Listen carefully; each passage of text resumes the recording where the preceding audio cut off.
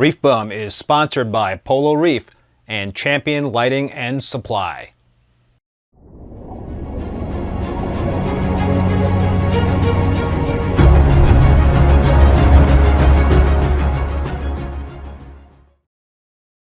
Hey everybody, and welcome back to another video. So it's been about 6 months since I started to do the Bolus method on the 225 gallon peninsula tank, and I've decided to stop doing it and go back to my calcium reactor and supplementing with Kalk water.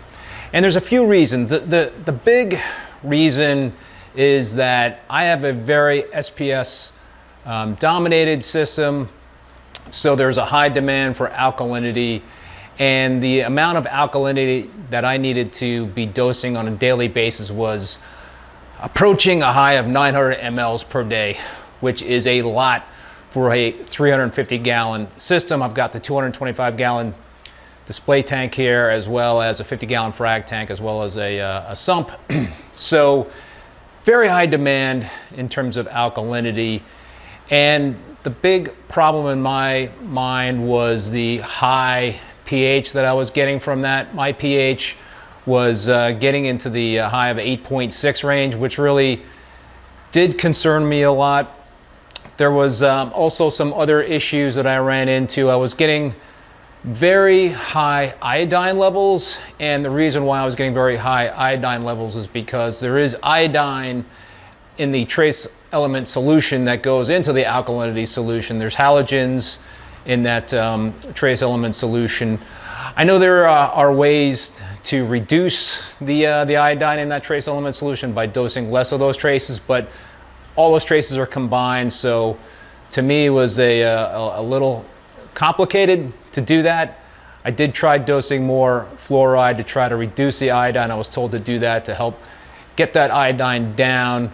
So the bottom line is, after 3 months, the tank was looking fine, it was looking good. The last 3 months, not so good. There were certain corals that were struggling, faded, especially some of the red acros. I had a couple of red acros that lost some color. They're doing okay. I made the switch about 2 weeks ago, so I think it's still too early to tell in terms of what the switch will result in terms of how the corals look. I mean, for the most part, everything looks just fine. I'm just concerned about a few of those red pieces. I did lose a couple of other pieces in the tank the last month or two. So I just felt like I needed to make a change. The other thing that happened was the dosing head that doses the calcium stuck for a couple of days. It took me a couple of days to notice it.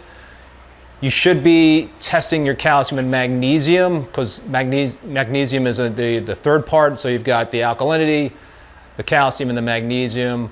You should be testing daily in terms of the calcium and the magnesium. I missed a couple of days, my fault. And my calcium cratered to around 300, which is not good. You know, I don't think that's good. So maybe that contributed to the issues. I believe that it would be best to have an automated alkalinity, calcium, and magnesium tester versus doing the manual testing for the calcium and magnesium. I do have an automated alkalinity tester, the KH Director from GHL. So I've been doing some traveling, going to be doing some more traveling this summer. So I wasn't comfortable leaving the tank without being able to at least check in on the calcium and the magnesium. So, and the other thing that I noticed, and I'll show this chart here, I had a big swing with alkalinity doing bolus with that bolus dose. The bolus dose is supposed to go in 30 minutes before your lights go on, and my alkalinity spiked after the bolus dose, but then it dropped a lot during the the next 24 hours after that bolus dose. So there was a lot of volatility with my alkalinity, and as you could see, the last couple of weeks when I switched back to the calcium reactor and the Kalk water, it's been pretty steady in terms of the DKH for this system. Did that have anything to do with it? I don't know. I gave it 6 months. In my mind, 6 months is more than enough to do an experiment with something new in terms of a methodology. Should I have stuck in there longer with it? I did have a lot of precipitation in that tank.